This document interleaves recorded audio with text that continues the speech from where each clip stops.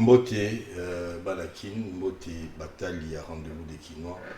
Toza, la kati ambiance à Kinshasa 100 ans, Kinshasa capitale 100 ans. Mais il faut éviter que depuis le mois de juillet, le 1er juillet, Kinshasa, Kinabiso, Kinlabel, Kinabanka, et Koukissa 100 ans. Occasion pour Nabiso pour rendre hommage à un pionnier, un bâtisseur, Yamboka, depuis 1923.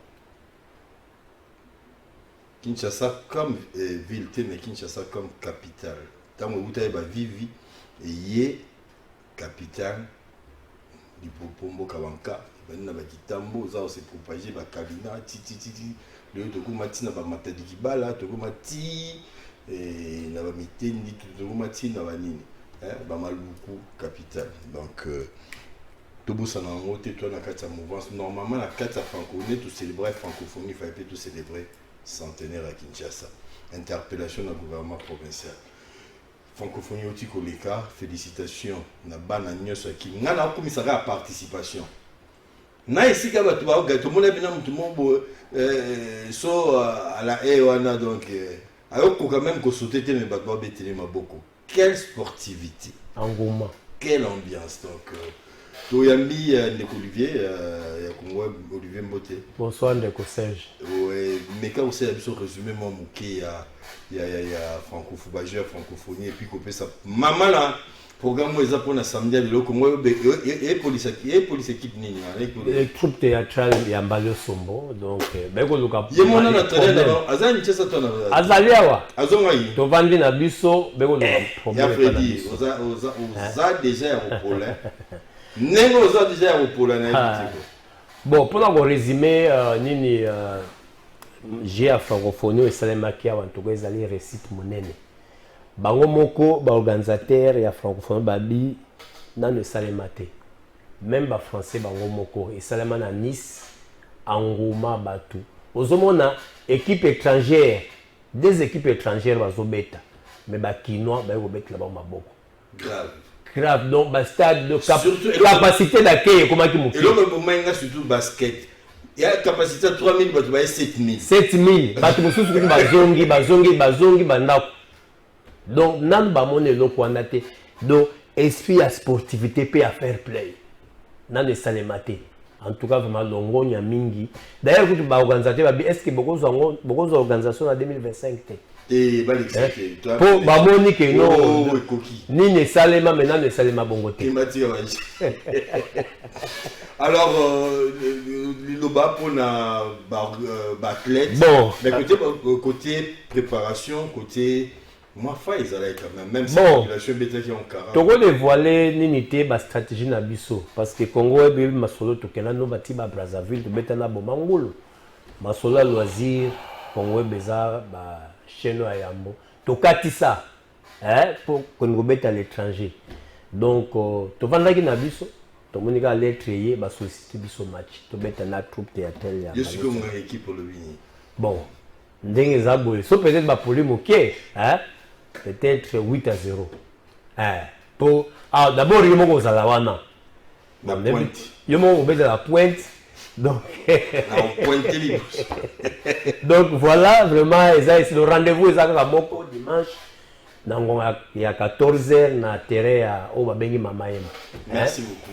Donc vraiment to sengi na bato nyos balinga monsieur à Serge Nseka ba nyos balinga Congo boye belé okumisa ba star na bino bo vivre bango bo mona Serge Nseka en live bo mona ke na TV mais vous avez l'opportunité au mona et au mettre les maboko. La meilleure Brésil. Vraiment. Merci Olivier pour l'intervention. Tout ça n'est pas une émission de l'eau. Vous aurez bien. Toujours en bas na bambila. Coordination, il y a pas ONG à bambila. Toujours en bas. Coordination, il y a pas ONG à dépendant. Il y a pas na, maman, il y a bambila. Et puis ONG Moko et Outipé na quartier il y a pas soldats cité des anciens combattants quartier na Kalabaza ça biso sango moko boye a fachaka lobela ki on mabe mais le lot démenti formel na plateau bomo na pina ke ba na cité des anciens combattants bazar Maître Lucien Mbote. Mbote Ndeko Serge. Faut que se présenter rapidement, tout qui est dans Bangu, vous êtes coordonnateur, il y a la plateforme, il y a ONG, il y a la dépendance militaire. Sangweza Kitoko, merci. Avant de commencer, na kosenga nano na biso nyonso batutu olanda na ndaku tozwa 1 minute ya silence parce que bandeko na biso baza kokufa na este oyo bapapa na biso bango nde bazobunda mpona mboka tozwa mwa 1 minute ya silence na mémoire na bango.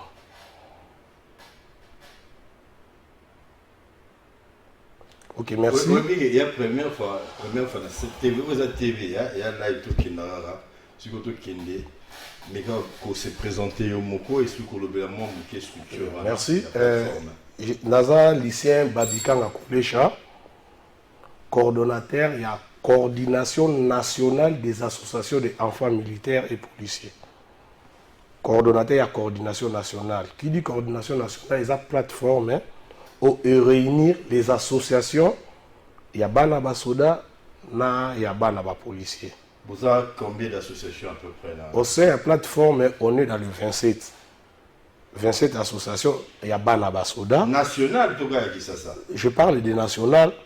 Il y a une émission où on est toujours la tournée à Congo pour l'évolution, comment nos associations ont évolué. Et puis ceux qui basent toujours dans la ligne de il y a un objectif. La plateforme Yebani, est-ce que ça officiel, le gouvernement Ibibino, quand est-ce que vous vendez Ibibino, expliquez nous et puis vous fonctionnez comment? Merci. Plateforme Abotami d'abord en 2013. En 2013 parce qu'il y a eu des associations à enfants de militaires. Ce qui est historique, on a AFM. AFM Saddam en qualité à moi na soda zalaga na kati ba Guy Mokonzi ba vieux Paulin Tokal ba vieux Paulin Tokal donc ba vieux Henri Mukubwa le secrétaire à un certain moment Bozakari ba chez Azalati qui na ANP alati bon président Gabi Chabani na ANP Zalaka président Zalaka na ANP président Gabi Azalaka na ANP oya boy aye ko contredire nga awa na PC liste il y a Bana Basoda au Bala na ANP. La ANP, président Gabi Azalaka, Bavieux Bazalaka. C'est pieuse na Mukubwa Chabani, mon colonel. Respect. Donc, le ANP et Kobotama AFO, on a appelé ça historique, il y a une association. AFO Moye, après le mouvement, il y a un libéralisé. Tout le monde qui a esprit libre. Et puis, Azalaki na observation, Azalaki sur société à famille militaire, à créer une association. Alors, lorsque nous avons échangé avec tout le monde, nous avons vu que nos objectifs sont les mêmes. On doit maintenant chercher à créer plateforme, ils ont réunir bisotou, association, aux libres et à la action mais plateforme, ils ont la caisse, il y a résonance. Oyo, et bimisaka penser en dehors il y a Oyobino besoin comme plan d'action de créer coordination nationale des associations d'enfants des militaires et policiers. C'est en 2013 la coordination a évolué en 2018 la coordination est raisonnée. Il faut maintenant tout là comment on doit améliorer la condition à papa Nabiso. Ok, c'est bon. Tozo Melayo, Ndekodon de Dieu Mbote. Vous présenter Yomoko pour Ndekobata. Ok, merci beaucoup pour la parole d'abord.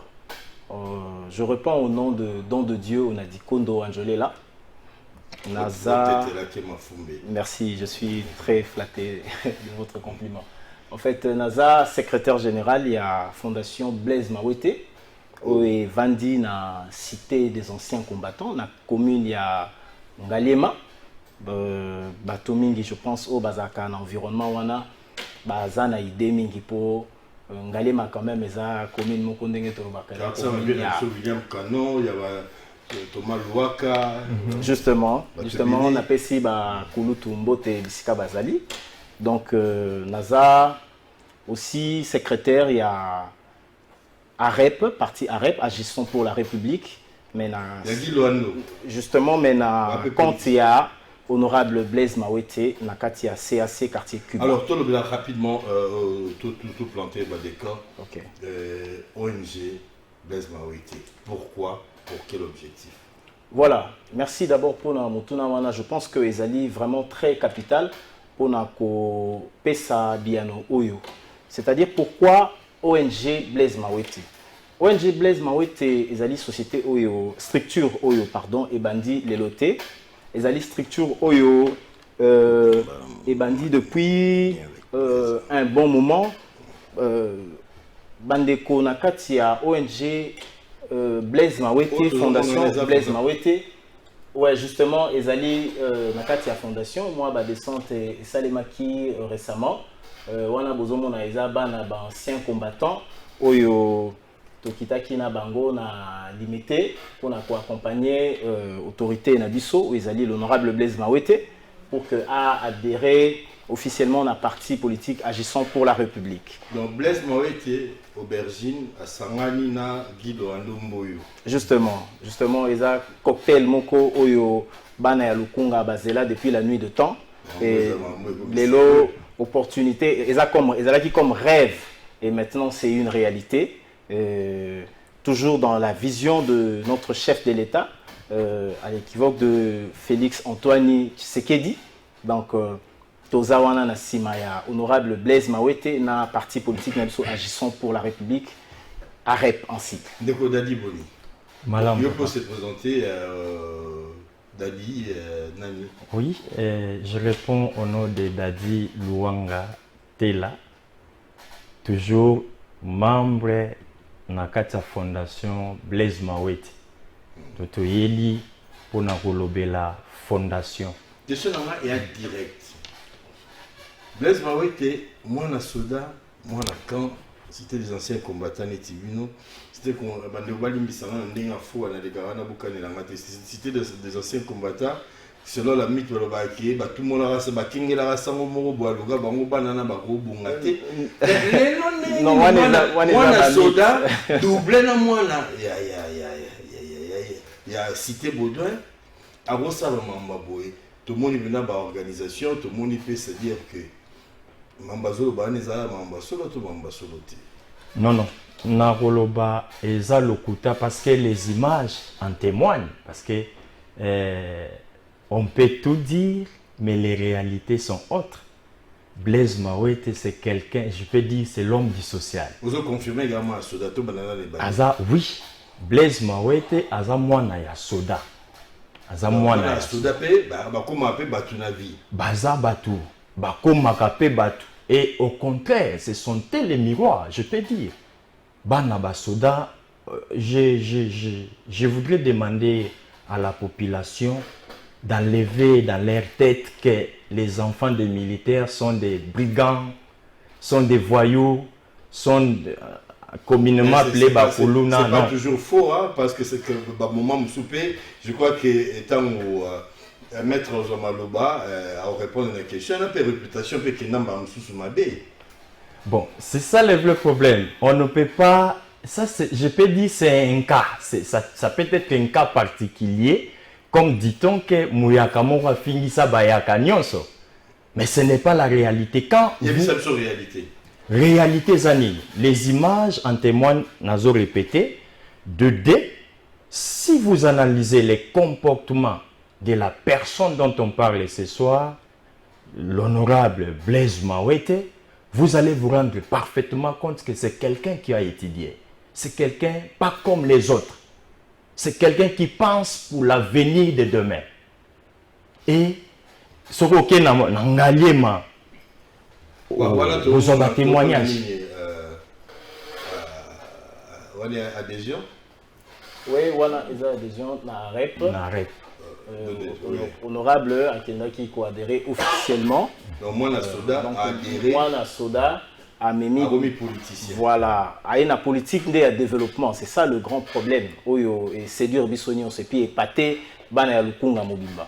C'est-à-dire l'honorable a mis vision à Sika. En fait, dans le secteur, il y a cité des anciens combattants.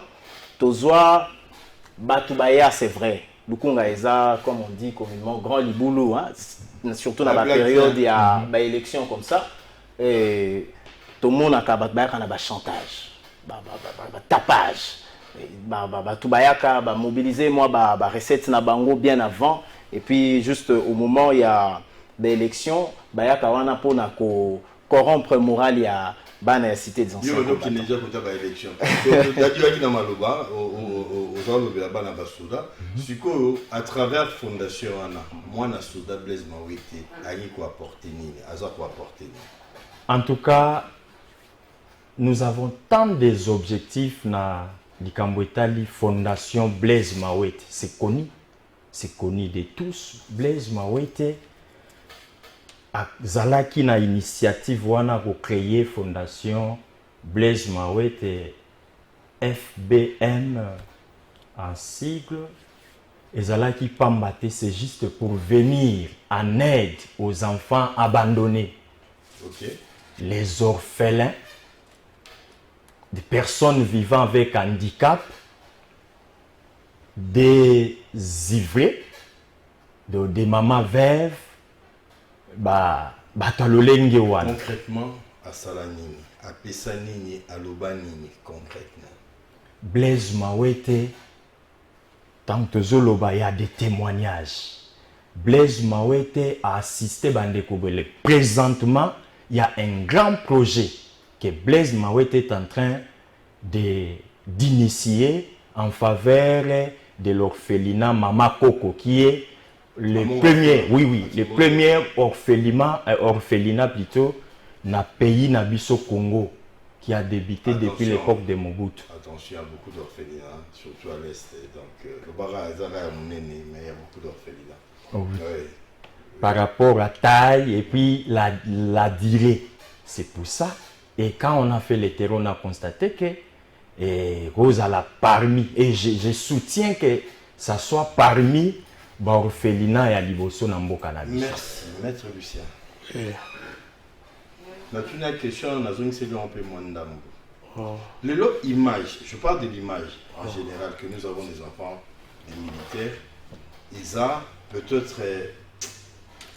Il y a l'ingité, il y a le coup pinzate, parce que lié, dans la situation, il y a papa, il y a un militaire et tout.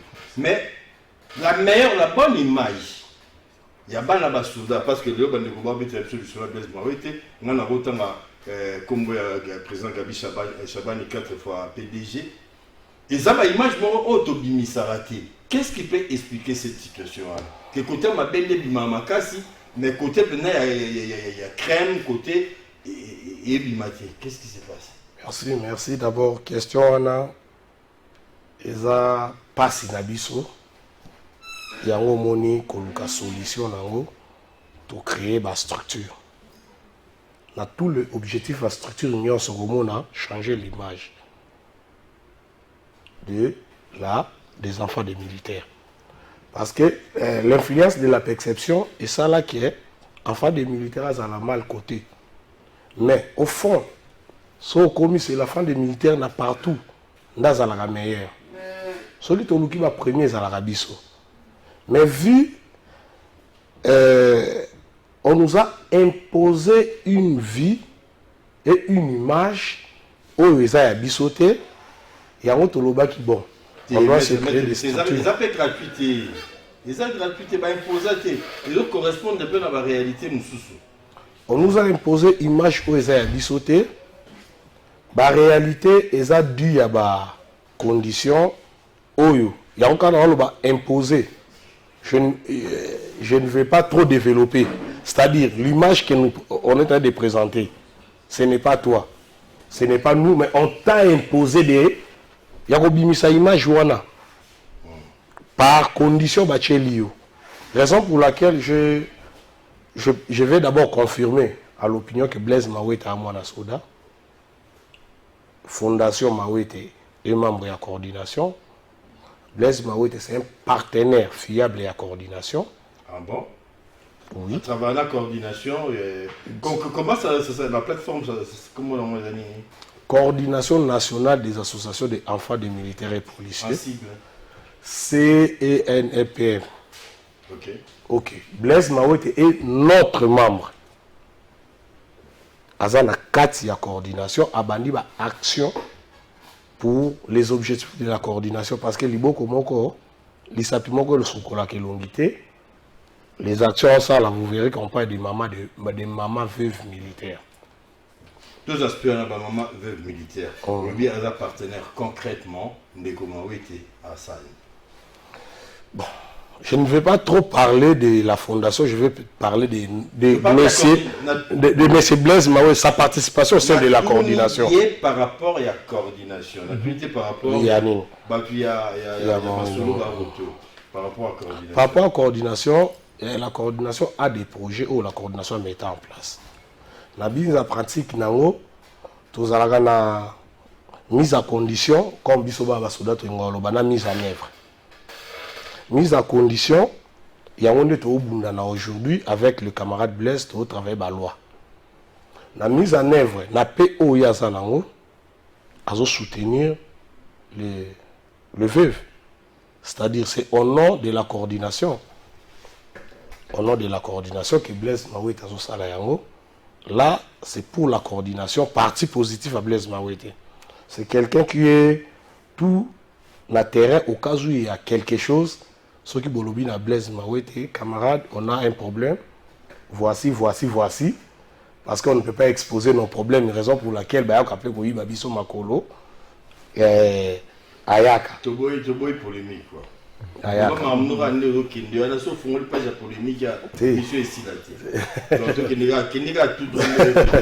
Donc Ayaka, yango la coordination des associations. Dans le 2018, tu vas réfléchir comment changer la situation de la famille militaire. Comment changer cela. Et c'est une responsabilité à l'État. Il faudrait qu'il y ait ça là-bas tout. Il va y le lobbying, il va y la pression, il va y la MIBE, qu'on va utiliser peut-être les députés, de manière à ce que quand la situation militaire, attends la cotisation de l'UNO, pour changer pas grand-chose, pour ça va action ponctuelle. Il y a autant qu'on va utiliser député, pourquoi pas créer député? Pourquoi pas un enfant de militaire à la commission sécurité et défense? Pourquoi pas un enfant de militaire ou à des conditions à un ministre et à la défense? Ah. Oboyaki no yango to lekisa okando oboyaki. Oboyaki no yango to lekisa okando oboyaki. Parce que na minute ba tutu ba kwimba ba soda. Omonde to sola. Ba soda pija ve Jackman Chabani obetali soda ki mwana soda te. Ba obeta ki mwana soda ko leka esiko baza. Te Gabi Chabani, pas Jackman, Gabi Chabani. Et là mais Gabi Chabani le 2G. Nanti ya obetali sola mwana ya soda te. Mais on betali sola bana basoda koleka esikoyo baza o ba parachuté. Est-ce que par exemple quelques images ya bana basoda en vrai? Parce que elle est des tableaux. Tableau, il y a au monde qui c'est soft, c'est propre, c'est éduqué. Nan mususu pe besoin na image moins bien. Siko pour ma question, pourquoi bozo doit exemple moko positivité bon la qui ça ba petso bazo sima que botambola bien beaucoup malwa ba Chabani beaucoup malwa ba Blaise beaucoup malwa ba tebele ba Guy Mokonzi ba mikilisa nyoso na otanga na meba na basoda. Pourquoi coordination et autres ba image do anaté et vendongo en termes de pédagogie auprès de petits frères bazo sima? Merci. La coordination zo sala yango déjà. Ça vient voter. Je pense so bazana ba image on peut s'habiller sur l'image, il y a des défense, il y a des dessins.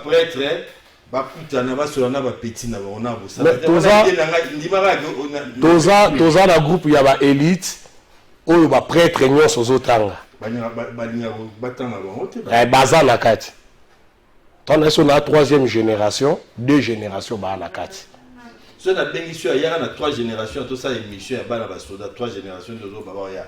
So lobby ata lobby, to bandele émission lobby. Bana basoda oya ba kombo bena oya ba prêtre. Mais na lobby to bandela lobby, na ebiso ke si parce que camarade Blaise Mawete a été na chena nuye pour na ka Badiading. téléphone. Nazui na placé pour na ka Kokolo. Nga za troisième génération, na oya première génération, na deuxième génération, na ozo Mingedi. Bienvenue na ozo Paulin Tokala. le gardien, awa na plateau. Na kozwa dernière génération au biso toza na madame Melissa Chela toza na plateau awa. C'est-à-dire ce qu'on dit baya toutes les générations ya bana basoda parce que c'est un réseau. Toza na Kinshasa te toza na Congo. Parce que toza il y a deux axes hein. Il y a axe amélioration des conditions. Okay. Il y a des dépendants, il y a des militaires, donc des mamans, des bana. Mais tout ça, na changement, effort à changement de mentalité. Qui va quand militaires et que ils ont un terreau et la discipline, que sur le côté d'un camp militaire, tu ne peux pas faire n'importe quoi. Que et image et où tu as la bayaya. Moi, na soda, mon exemple, nous retrouvons au armée. Armée est mise en condition, la mise en œuvre. Ce qui est mise en condition, c'est normal. Mise en œuvre, et cause à la problème. Expliquez-la mise en condition. Mise en condition, et ça le rôle ministère de la défense à Jouaka. Ministère de la défense à Jouaka, soda là tenu bien, soda dans la dotation normale, soda dans la mais mise en pratique, c'est ce que l'état-major a ça là. Si le président de la République a convoqué guerre, il va parler avec les chefs d'état-major. Maintenant, pour le président a déclaré guerre, il doit échanger avec le ministre de la Défense pour avoir un niveau de mise à condition. Nous avons PKM combien? Nous avons pas combien? Nous avons MAG combien? Nous avons Rockets combien? Parce que la mise à condition, la mise à condition, c'est que nous avons imposé une situation où ils attendaient coordination des associations des enfants des militaires et policiers. C'est depuis 2018. Depuis 2018, on a nos ambitions, nous tous. Mais tout canaliser en haut. Ce qui est canalisé en haut, au 4e législation, à l'époque, à la 3e législation, donc on a collé la mise à condition. Comment rebelle a ouvert dans le territoire pendant qu'il y a un gouvernement. Il y a aussi pour la mise à condition et à la normale. Il faut que tu aies des soucis, des souffrances, des réalités. Il y a une coordination et qu'on présente prétendu candidat bana basoda. Donc, tokoya na soutien na bango, tokoya ko soutenir bango, on est apolitique. Raison pour laquelle la coordination dans la 4 si je comprends. Démarche de coordination de l'eau. Les alliés, non seulement collaborer n'a député pour améliorer la situation de papa, de maman, de bango, mais qu'on bimisa bana na bango mongo pas n'importe lequel moi la mémoire na idéologie pour des façons qui apporter projet. Ok. Kobimate que en dehors de l'idéologie, la coordination se réunit et se réunit à chaque moment et ont réfléchir comment améliorer. Net Bouezan a 3 lois déjà établi au sein de la coordination, conçue. Comment déjà? Et comment? Ça va combien? Comment qui sont pour? Qui sont pour? Il faut se dire que a l'équipe dans le laboratoire. Tu es bien, tu identifier. Ah. Mawete, identification normale. Chine, identification normale. Bokota, identification normale. Bokota,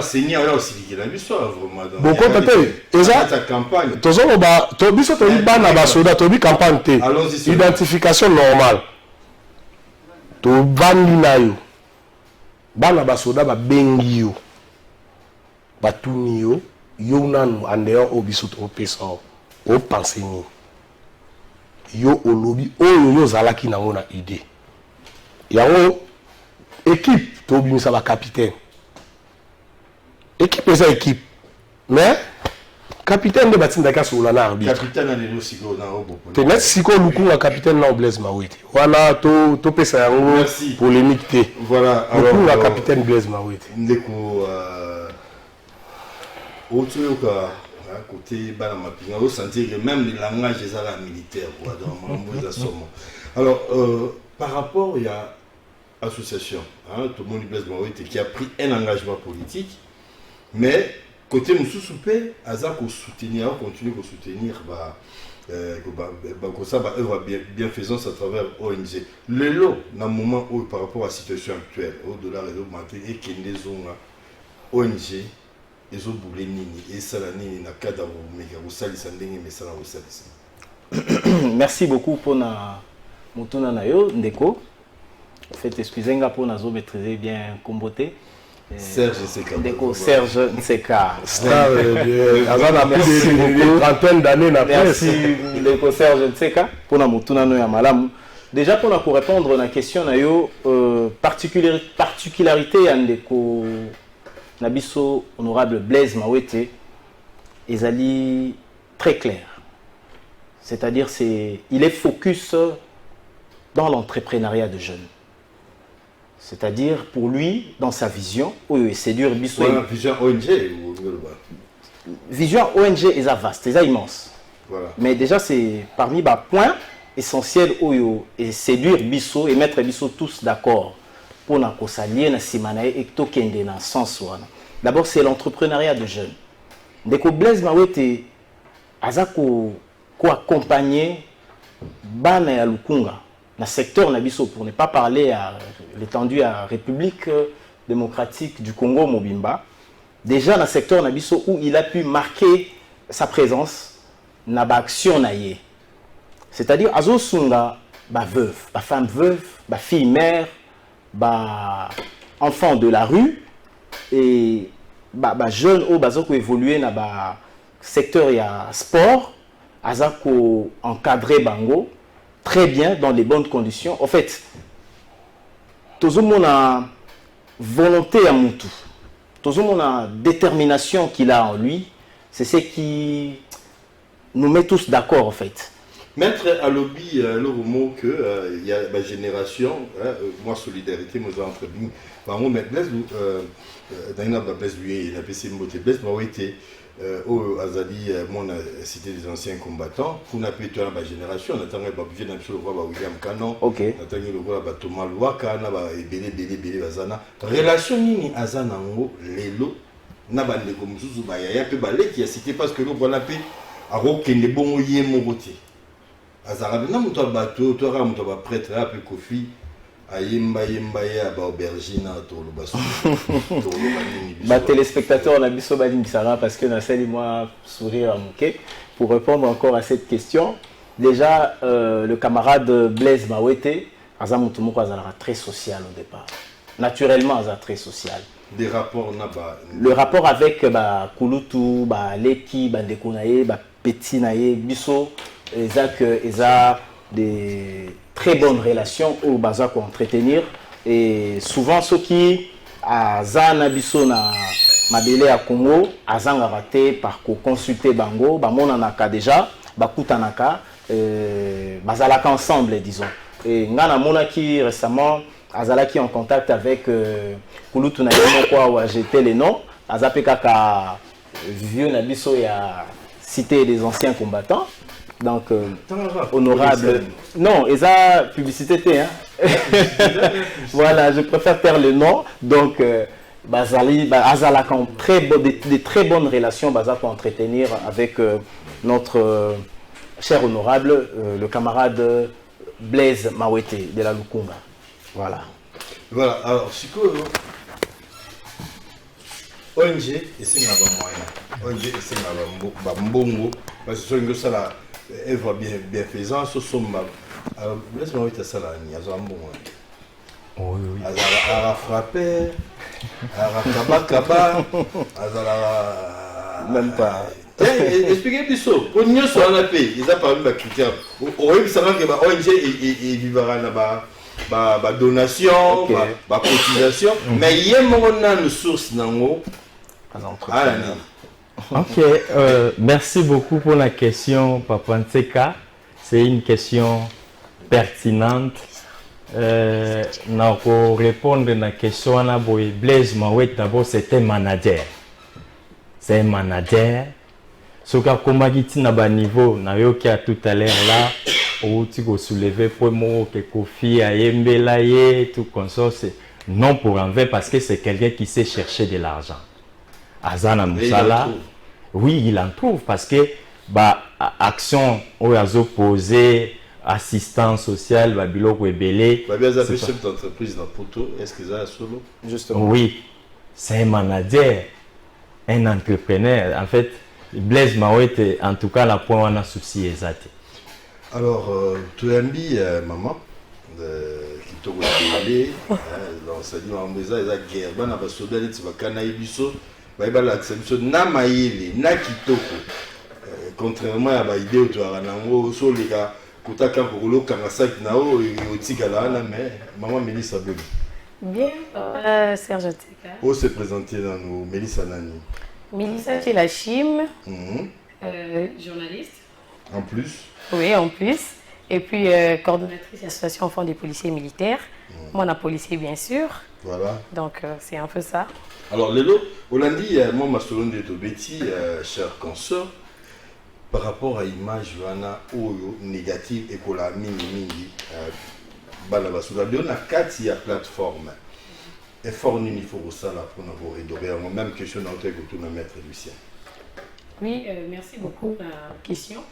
Déjà, tu dois te mettre en place l'association l'association des enfants des policiers ou militaires. Tu as la coordination de la civilo-militaire, on a gilet nango, mais vu que donc tu as pour ne pas coller sabatka qui moi na soda aza o bato akanisaka. Moi na soda zaka raté muto azaka na nzela fois ba que moi na soda patanga. Parce que bah qui te accompagnera bato belé, moi na soda désordre, moi na soda boye alors tu vas te faire image mususu. Donc moi na soda donc moi to sali coordination civilo-militaire, to sali l'association des enfants des policiers et militaires, nous sommes pour na relaxa bato que eza nouvelle génération en fait changement faisala. Le bena na tamona nzela. Na utana Mélissa. Oh. Mais va bien, bien. Numéro vous avez bien camp militaire. Quand si on continue le solo. Sincèrement, Noromoro vena boye, notre don de Dieu boye. À un numéro, on a la camp. On ne met que moi les coups moi hésitation écoute. Kasindi lo to longola batu na mitu. Donc congolais faye ba ke kozala na camp ou libanda camp baza batu. Aujourd'hui, nga Mélissa on a lu bana vanda na camp. Mais oui, naza mona camp, na vandi na camp, na koli na camp, mais nazo reflecter o bino bon. Nazo reflecter o beto azo kanisate parce que tu m'as dit que moi na soda il faut à la désordonnée, moi na soda faut à la bizarre, moi na soda faut à la caca éphémère, mais aujourd'hui naza âge naza nango, j'ai pas encore d'enfant, nazo zelape avion nanga, tu vois voyer un peu. Et puis j'ai étudié. Mais Mélissa moi Mélissa. Tout ça la nini. Pourquoi peut-être le modèle a réussi, il y a réussi, il y a bana basoda, je le cite parce que c'est un exemple à présenter. Le bandeko baïna Blaise Mawete. Mais au retour il y a des banani. Au bazar on s'assumait comme tel bazar fier. Il y a Moussala papa na bango. Comme ça et mégapé qu'on paie cet exemple dans balai qui va na sima parce que c'est tout le problème aujourd'hui. On le cite Blaise Mawete. Oui. Je peux reciter, mais reciter sous. Est-ce qu'il y a vraiment des exemples? Mais oui, il y a des exemples. Moi, Mélissa, personnellement, maître Lucien Collé, chez avocat, à moi, soda. Tout continue. Donc, c'est un peu ça. Dans ça, on a plusieurs bateaux pour ne pas recevoir la bango comme publicité, mais baza vient à biso au maître Lucien Hôtel Rosala a dit que baza génération Ezali, deuxième génération Ezali, puis biso. Otoza fier na bango le côté à casa moi na soda à sali musala malamu. Mais ce que un message à voyer dit ça, paka mususu. Il y a Banaba Soda. Au bazar motivé, à Rumilaksa comme tel, au bazar un souci à Balé qui n'a pas monté. Banaba Soda, la policier.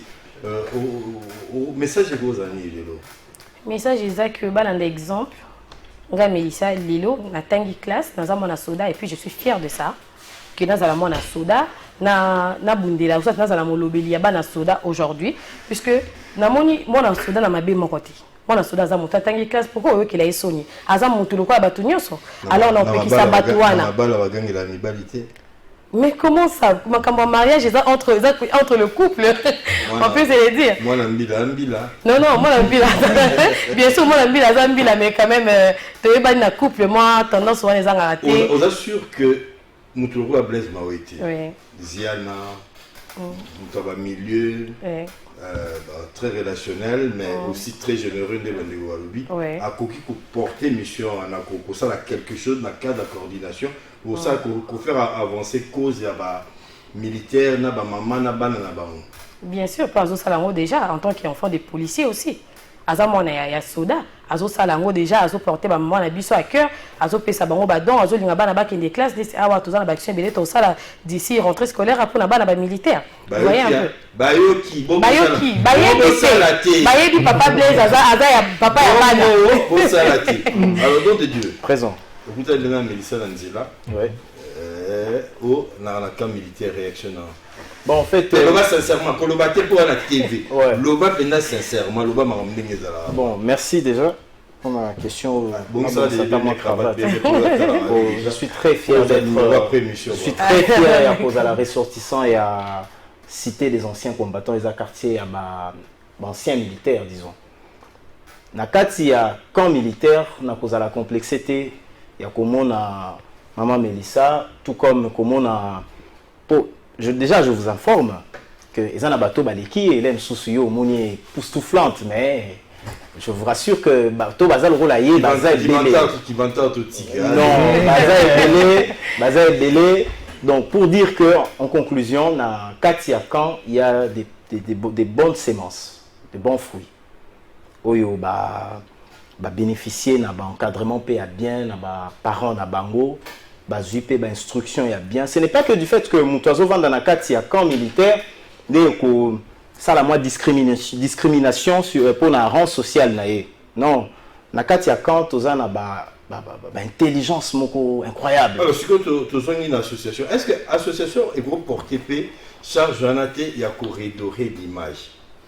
Il y a Balabasoda, à l'exemple Blaise Yemogo, qui est mon militaire, mais qu'on a dit qu'on défendre on peut pas nana baba innocent. Quand tu as su baba victime, à tu reprocher baba biloko.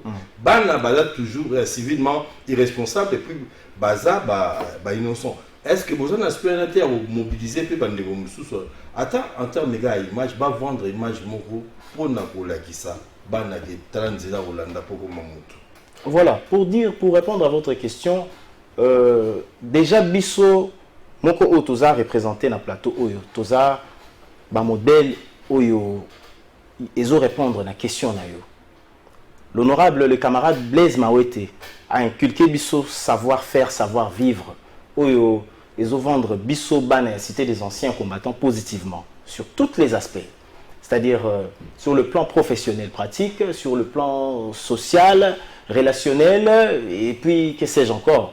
Donc, Awa, Bisso to quittera sur terrain juste pour sensibiliser la jeunesse. Il y a cité des anciens combattants pour ne pas seulement se limiter à la cité des anciens combattants. Là, on parlerait aussi de tout le Conga. Pour Tokendarati, Mongafula, Tokendarati, Lutendele, Tokitarati, Ngoudiabaka, tous ces quartiers. Non, il y a les images. Les images sont là, les images sont là. On peut toutefois le balancer et pour qu'il y ait accompagné argument d'Abisso. Ok, en tout cas, je pense aussi à amoureusement la classe de voilà, quand je pense à Ogi Kitenge et tous les autres. Mais les lots, pour approcher ONG, qu'il y a comme membre, mais aussi comme bénéficiaire, on annoncer déjà qu'il y a rentrer Zoya Bourbon Sabakai, n'habite bien sur Bourbon Samini. Pour trouver une organiser Neni Baroumon à Bino, Nani Agouiko approcher Fondation Blaise Mawete. Non, la Fondation Blaise Mawete, nous recevons tout le monde, toutes les catégories. C'est comme dans la Fondation Ayabana Soda. Non, même pas. En fait, rien à voir. C'est l'aspect universel. D'autres yamba mutunyos. Maman Mélissa Outiko Lobango, sikoyo ke rentrée scolaire est bientôt. Baxuezo salama déjà, basak, tout ça, honorable Blaise Mawete, ayebi yango pe azosala, pe akosala yango. Donc azosala pe akosala, c'est l'homme du social. Donc na point wana souci ezate, siège ezakaka ndenge bana lukunga nyonso toyebi. Siège eza na numéro 5, cité des anciens combattants. Siège place tozo yamba batu nyonso. Question ezali, besoin, souci ezali, bureau eza wana tozo yamba moto. Mélissa, Oui, mais c'est Serge. Ma candidature à ma député provincial Pessami déjà. Oui. Aucun signe assemblée provinciale n'a dû soit Kinshasa Lelo. Pour l'objet de ma député, on va retenir compte de la situation pour la Sodayo. Là, c'est qu'il faut, pour la prise de décision, moi, la Soda, ça l'a raté.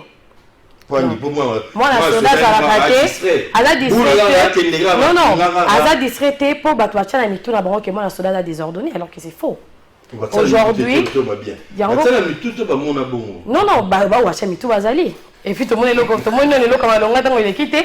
Tout le monde qui non, Bissomoko cette fois-ci, na association des enfants des policiers et militaires, donc on a un candidat na Bissomoko. On va que lobby là-bas na basoda. Et puis moi je suis parmi tous ces candidats là. Bon, je suis comme moi la soda. Lobby député. Ouais. National ou provincial, en dehors de 21 000, tu as 15 000 gotassés. Est-ce que tourne à quand Kokolo Bandozala, tourne à quand le Fumon les Bandozala, tout est Bandoko Mara Akeo, Nana Tante, Nana Plénier, congé de vacances parlementaires, aucun à Paris, aucun à Bruxelles. C'est ça la réalité de vivre. Mais comment est-ce que va voter à Washington, va voter à Paris, va voter à Bruxelles? Parce que c'est des choses que nous sommes en train de vivre. Oui, en fait, c'est ça. Et ça, au Bazala qui vraiment vrai téba na basoda. Bato qui juste na sima bana basoda pour amisa le roi bana basoda alors que c'est faux. Comme ta polémique. Non, il faut qu'on se les dise. Non, il faut qu'on se les dise. Eh bato muso so retourner. Il y aura une émission. So retourner ndaku na quand ou ça quand kokolo quand font au church, on les connaît pas. Aye kaka outi na ce qui va puis c'est dit qu'il na za mwana soda. Vous voyez un peu. Alors bato baza vraiment bana ndaku ba yebi souffrance à quand. Tant ayebi que dans ça la kaboye avec ndaka boye alors bon ça compte parce que cette place à colis c'est ma parole est bazar bon tika on a papa même ça à politique. Il n'est pas politicien, il va rester chez lui. Non le relais on attend. Chef d'état-major là qui maramba politique boutique va politicien. Tout ça dernier tour de table don de Dieu. Alors pour na reçu qui salelo to le bini. Bon, pour na reçu qui salelo toko lancer appel massif parce que toza déjà à niveau il y a porte ouverte la fondation Blaise Mawete l'honorable na koyebisa bana nyonso ya Lukunga oyo bayebi fondation oyo ya honorable Blaise Mawete na ba o bayebi te c'est-à-dire que ba porte est grandement ouverte Bakaye eza pour très bientôt. Déjà, baya pour rejoindre son adresse na bis officielle où eza na quartier Cité des anciens combattants, quartier L numéro 5. Là, je précise, eza na quartier Cité des anciens combattants, quartier L numéro 5. Baya pour rejoindre biso, nous avons des programmes d'insertion professionnelle où honorable a initié biso. Voilà pourquoi eza l'une des raisons majeures où Toleki na quartier na plateau na yo pour faire passer l'information. Alors, Dadi, rapidement. Merci beaucoup. Parole Nanga Yasukeza que nous vous remercions d'abord par rapport à la question de D. Tozo Senganaba na Lukunga. Candidat na bango, oyo peut-être Bazela Tango Moulaï, Yewana honorable Blaise Mawete. Voilà anticipativement la Zoloba. Émission Komoni, moi je suis à la RTNC3. Oui, au rédaction. Je suis à la rédaction, je suis à la production. Dans l'animat 3 et mercredi, jeudi. Dans la RTNC 1, dans notre Congo, à chaque lundi et mardi. On appelle ça grand prêtre Blaise beaucoup qui est moté pour la reçu qui s'en Merci beaucoup, mon directeur, je te salue. Nalobi, Naba Nabasoda, Nyonso, on va découvrir l'association des enfants des policiers et militaires. On a invité Bino pour se rejoindre à nous. Moi, na soda, votez moi na soda, Longola. Ce que je peux dire pour ce soir, et aussi merci à vous déjà. Et puis la coordination civilo-militaire, soutenir pour soutenir les militaires dans l'est du pays, Bunda. Alors rejoignez-vous aussi à nous. On a fait des actions, on a eu à faire beaucoup de choses. On a une émission prochainement sur